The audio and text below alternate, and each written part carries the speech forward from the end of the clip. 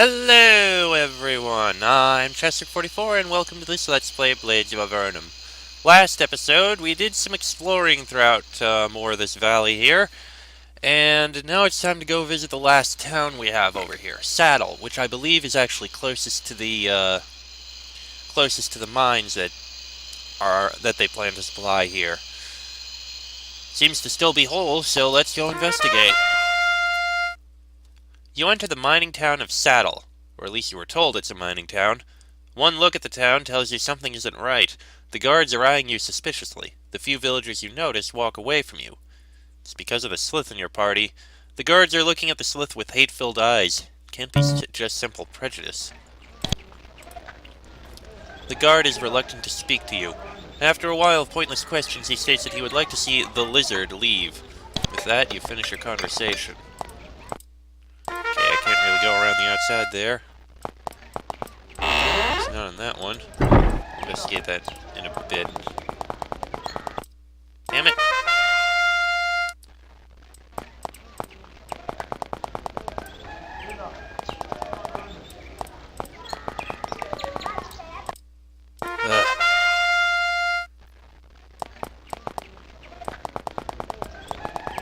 Right, we've already taken a look here, so...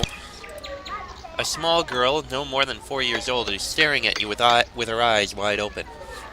Mommy says I can't talk to strangers, she whispers, but keeps staring. You try to ask her name, but her mother tells you not to speak to the child. The townswoman is shushing a crying baby in her lap. She looks extremely tired. You decide not to bother her with any questions. Doesn't really appear to be anything in here.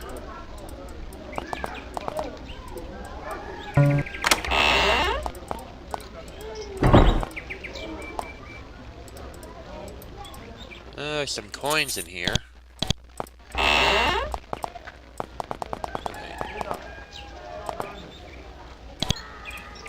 Either things aren't going that well in Sattle either, or this happens often. A dirty old man, leaning on a stick, is standing at the corner of a building shouting prophecies about the doom of mankind. He turns at you and you notice that his eyes are unfocused and his face has suffered severe burns in the past. He's blind. Oh, it will doom us all! Mark my words, brethren, it is only a matter of time now! What happened to your eyes? My eyes! He reaches his hand and strokes it across his temple. Yes, they were the first to be taken. Yes, my friends, gaze upon the wounded face of mankind! He reaches out his arm and shouts to the town in general. What fools we were! There is still time to renounce our wretched ways! What are you shouting about? The man quickly grabs you by your vest. My friends, have you not seen the destruction? Have you not witnessed its destructive touch? Are you completely unaware of the plague that runs in mankind's veins? I ask you again, what are you going on about? The old man shivers and pulls back. My friends, I am talking about the scourge of this world, magic! It is magic that caused me to lose my eyesight. It is magic that corrupts the mind and makes brothers turn on one another. And as true as my name is Carl, the plague of lizard men is caused by magic. He extends his arm and shouts out, Foul sorcerers have summoned these hellspawn to destroy us. The end is near! What lizard men? Carl shivers and moans piteously. Oh, certainly these lizards that walk on 2 feet are kin to the dragon that burned my eyes. They have come to get me. He pulls himself upright. But our cause was just. Magic must be destroyed. You wouldn't have happened to have heard of a cult called the Enema? I have not heard of this enema you speak of, but if they are against magic, then yes, I am an enema.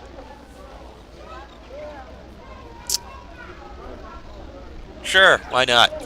What would you say if I told you one of my party members, was a lizard man? Do not mock my intelligence! The lizard men are feral, wild beasts that cannot communicate. That does it. You're insane. I'm leaving. No, it has not taken my intelligence just yet. Praise Emperor Hawthorne and his ways of dealing with magic. Let the purging begin again. Spare no magician! The outburst continues like that for a while. Who are you? The state Fair and Grove is in. There can't be good for traveling merchants. Maybe that's why this one is so thrilled to see you. He advances you, grinning diplomatically. Shock enters his face as he sees that he has become face to face with a slith, but he soon gathers himself. Hi there. Care to buy some adventuring gear? Let's see your wares. Nothing we need. How's business been lately? Plain awful. I don't usually make a lot of money, but recently I haven't been able to sell anything. Do you have something against sliths? What? Oh, the lizard. No, especially if it's a wealthy lizard. This is interesting. So the sliths are actually coming up around here. Very curious. I wonder what's causing them to show up. Also, I apologize if I'm sniffing a lot. I think I got a cold or something. This small building has served as a booking house. The shelves are full of figures about the amount of iron mined and sent forward for processing. Right now the room is dusty. It hasn't been used for weeks. Well, let's take a quick peek. Nothing. Should have expected that. This is probably where they keep everything. Yep, iron ore. Iron ore. Iron ore. Iron ore. Iron ore. I'm not surprised. Not in the slightest.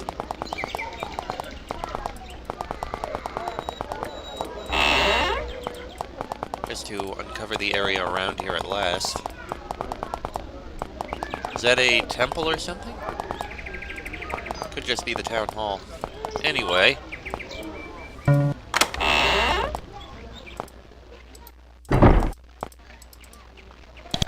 Nothing in there, nothing in there. Nothing there, and some coins. Nobody saw anything. Ah, someone in here. The woman sitting by the table hasn't noticed your presence yet. She has buried her face in her arms and she might be quietly sobbing. Excuse me, ma'am. She flinches and then turns around slowly. She has been crying. What? I thought I locked... No, wait. Is there something wrong? The woman blinks and then blows her nose on a hanky. Are you adventurers? I'm Luna, and I don't know if you've heard what's been happening here, but hear me out. My husband, Falcon, worked in the iron mines. You just need to ask around and you'll know why that's bad. She pauses and wipes a tear. I'm starting to believe that he's... that. She tries to swallow her tears. He had a necklace made from silver. It's carved as a falcon flying towards the moon. Please, if you could get the necklace for me, then I'd at least know if he's... Of course.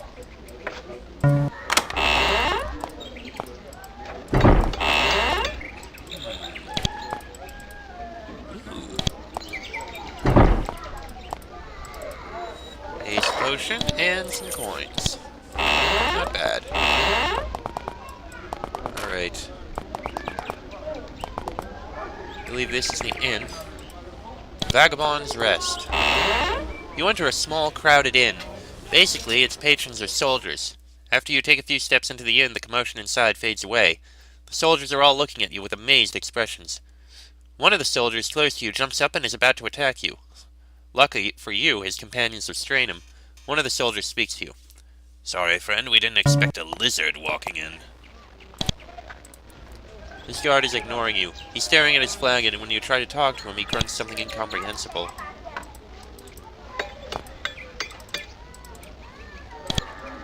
Same thing there. The innkeeper is a sturdy woman in an apron. She looks fatigued, and with the number of customers she has, that's no big surprise. She seems uneasy in the presence of a slith. We've got free rooms, she blurts out and looks away from you. Do you have something to eat? Elena gives you a hard look. Well, if you must. I got some bread and such. Are you interested or not? No, we're good, thanks. No offense meant, but please remove yourself from the inn then. Tell me something about Sattle. I've got nothing to say to the likes of ye. She gives the slith a mean stare. Either buy something or stop wasting my time. The townsperson avoids eye contact with you and pretends not to hear what you have to say. Same thing there. And the sheep are free!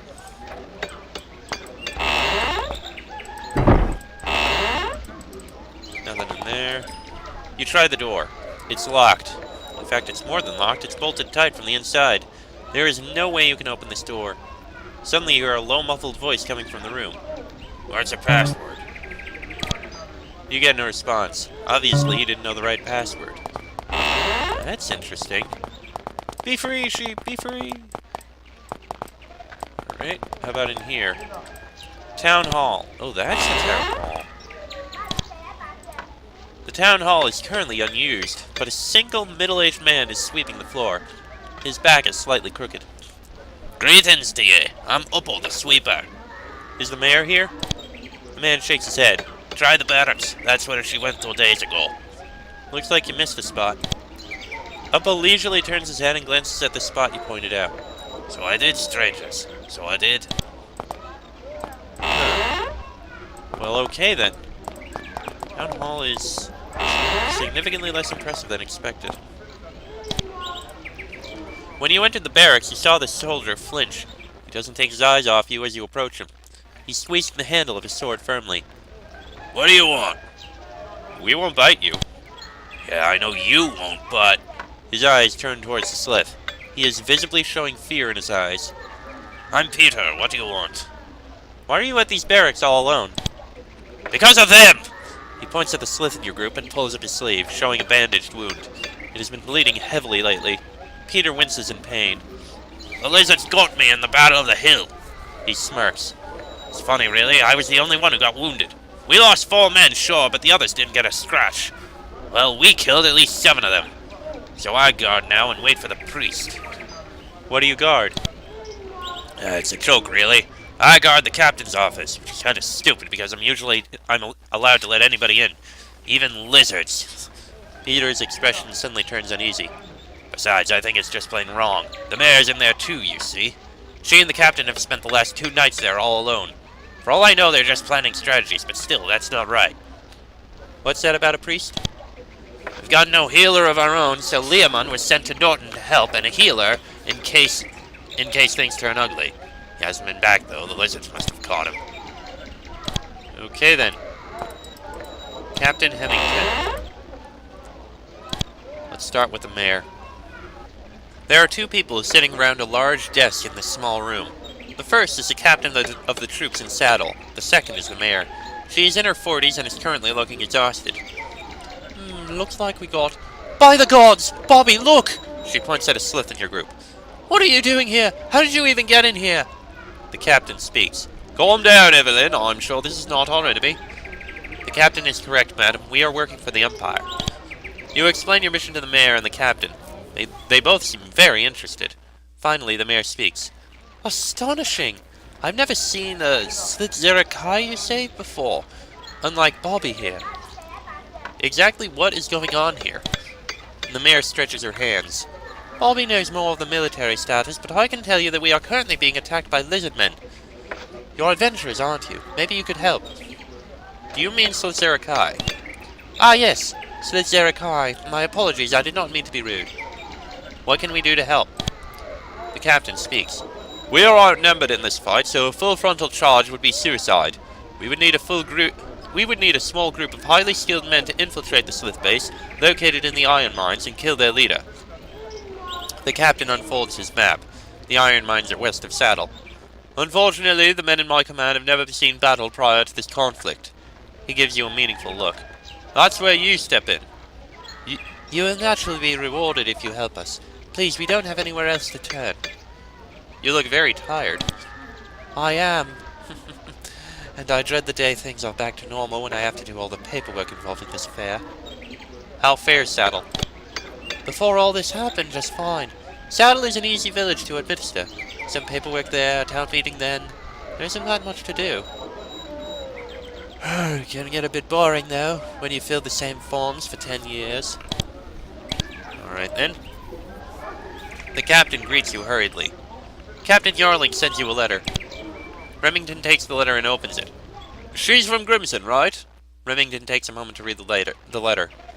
Most odd indeed. What's odd? Remington slams his hands together. It's a thought, I could be wrong, but listen. Isn't it odd that at the same time we're attacked by Slithzerakai and Grimson by the undead? I think that vampire is behind this. He was allowed to build up his strength, and now he's pulled an entire tribe of Slithzerakai from Avernum to the surface. It's a difficult magical task, but then again, vampires can be very powerful. And your answer to the letter is... Oh yes, right now the situation here requires my full attention. Explain what's happening here to her. Remington continues his planning. We've come to offer our services as adventurers. Remington scratches his chin. Talk to Lady Warrington. She can authorize you to help us more directly. The captain leans back in his chair. I do have something else for you too. You see, when the recent troubles began, I immediately sent out a messenger to Norton to get reinforcements. That was a week ago. I'm worried the Slith might have him, so I need you to find him. Or what's left of him. Head to Norton. His name's Learman. He might be there. What do you know about Sliths? You mean the Slith that have been attacking us, or just Slith in general? I'll answer both. I served at the Avernum War as a sergeant. I wasn't stationed on the front until the final days of the war. You see, I was part of a scouting party. Our job was to explore the areas not inhabited by the Ammonites. We get many strange creatures, and most of them were the Slithzerakai. The Slith we came across were mostly barbaric. They lived in the caves and were hostile on sight. We must have wiped out half a dozen small tribes and one civilized tribe. That tribe lived in houses and were cordial towards us, and yet we were ordered to wipe them out too. Did you kill the civilized Slith? Remington seems to be lost in his thoughts. No. We slaughtered them. What about the Slith attacking you now? They are the barbaric type. Much stronger than what I faced in Avernum, though. Their strategies are the same, however. They are difficult opponents, especially with the amount of and the level of men I have. Have you had any luck finding them? Remington shakes his head. They've taken to the hill leading to the iron mines. Even if we could take the hill back, we'd lose too much men in doing so. After the fight, we'd have no more men to storm the mines. We tried to take the hill back once. The Slith didn't fall back, so we did. What's wrong with your men? Shrubs, all of them. This is their first real combat. Not that they've done poorly so far, but... I think you mean scrubs. Would Sattle normally have much use for soldiers? Well, the miners spend the money here, so there are usually a few fights we have to defuse on a monthly basis. Also, my predecessor, as the captain of the guard, died in a dubious way, but we marked the case as an accident. He drowned. We've been empowered by the Chief Empire Liaison of Faringrove, and we require you to do the following. Well, what do you need? Never mind. Very good, sirs. Alright. Only one building to check left, and that's probably the temple. There's an Ethel in here. Now, here's something that's getting rarer and rarer in Empire lands. A Nephilim. The cat-like creatures were almost entirely wiped out from the surface world, and the ones that weren't killed were thrown to Avernum. Yet here stands a Nephilim, and he's not in bad shape either. His fur is clean and not at all shaggy. His eyes are almost lifeless, though. Welcome to Master Timonson's home, visitors. He sounds tired. I am Marmor. You can call me Mur, though. Greetings, Marmor. What are you doing here? I see that the Nephil in your group has taught you the proper stress of Nephilim names. But to answer your question, I work for Master Timonson. I am his servant or butler, whichever he needs more. Do you stay here voluntarily? Marmor narrows his eyes. You mean if I am a slave? No, I am not. I owe much to Master Timonson. Marmor turns his eyes down and takes a deep breath.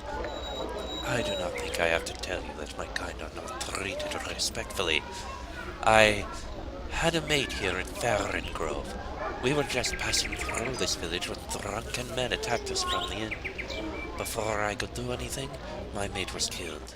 He lifts his eyes, which are now filled with hatred. They would have killed me too if Master Timonson had not been there. He saved me and took me in his home. He has always treated me fairly. Sorry for your loss. That changes nothing. I am sorry, but I do not need your pity. What happened to those men? Marmor starts to growl. Nothing! The guard captain at the time made no effort to bring me justice. Even Master Timonson was powerless. The devil smiles wickedly. But in the end, justice was done. The men and the captain of the guard, all dead unfortunate accidents. Ah, I see. Do you stay here voluntarily? Oh no, we have that. Okay then. That's the end of that. Moving on. Oh. Oh. Okay. Nothing in there. Let's see. Ah, this is just food storage. In the temple, it's... The man in front of you is definitely the wealthiest man you've met so far in Faringrove. His tunic and cloak are made from very high-quality silk, and they are much more colorful than ordinary people's clothes. His face is clean and his beard trimmed. He's about 50. He throws you an unnatural grin. Greetings to you, strangers. Welcome to my humble home. I am Jason Tibbinson, but please, just call me Tibbinson like everyone else. He grabs your hand and shakes it sturdily. Is there anything I can do for you, or are you here to rob me? Nice house. Are you a nobleman? For a moment, you think Tibbenson's not going to stop laughing. Oh no! What would we noblemen be doing in a backwood like this? No, trade is my game. I was born right here in Sattle and left when I was 15. I wandered for a while. Have you heard of Sharamik? It is a port city in Valorum. Anyway, that's where I found myself. I got a job as a helping boy in a smithy. Soon the owner died and I inherited the smithy. I made some money. Not too much, mind you, but it was a living. Then one day, two noblemen needed some more money to buy a gold mine way south. I had just the right amount and was fortunate enough to be a part of their investment. They made me partner, and soon I got my money back and then some. But I got bored with the life of the big city. I sold the smithy, no doubt it's still there, and sold my share of the mine to my partners. I returned home a wealthy man. For the last 11 years, I've lived here in serenity. Tibbenson's smile doesn't die, but it fades a little. That peace has been broken, recently, though. You seem like a productive man. How has your peace been disturbed? Haven't been out west much, have you? Talk to the mayor or Captain Remington. Where can I find them? Yeah, try the town hall or the barracks. Do you any jobs for us? The smile on Tibbenson's face seems to grow ridiculously large. I should have known you. Guessed you were adventurers. He shakes his finger at your face. I should have known. You haven't talked to the mayor? I'm sure she'd give you a job that I would want to be taken care of, too. What can you tell me about your nephew's servant? You mean Mur? No, he's not actually a servant. I give him food and shelter. He helps me out, that's it. He thinks he has a debt to repay me from when we met. You can ask him about that. I talked to him. He killed those men, didn't he? For the first time, Tibbenson's smile fades. Now listen, you don't want to be saying that. It's bad enough for him already. The townsfolk barely tolerate him. Now what would happen if someone proved he killed them? Captain Remington closed the investigation on the death of his predecessor as accident. So for all you're concerned, it was an accident. The wide smile appears on the old man's face again. Understood. Leaving be. Now it looks like there's something hidden back here. But how do you get in? Aha, that's how. Gold coins. Nobody sees anything. Quite a few gold coins, too. Deli sandwich. Huh. Alright, that appears to be everything in town. Oh, yeah, it appears to be everything in town, so... I guess we can go out. I'm just gonna uncover this bit here, but I'm not gonna go up there yet. I'm gonna explore south first, and then we'll make our way to the mines. Appears to be over there. That's the hill. That's what they were talking about. Yeah, we got a few minutes left. I guess we can do a little exploring.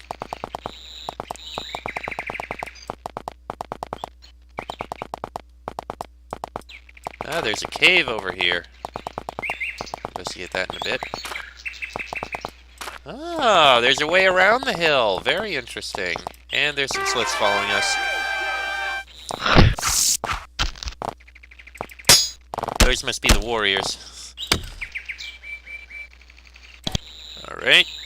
How about... That'll hurt me a bit, but it'll also hurt them.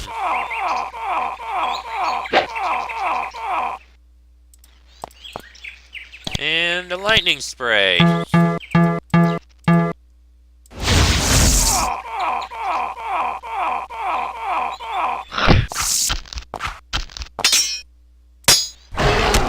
was effective.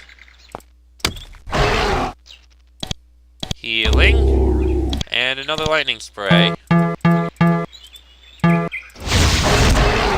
Killed another 2 of them.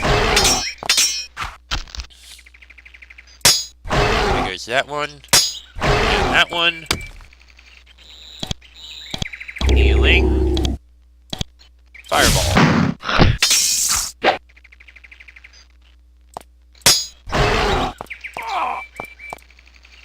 Right, another healing.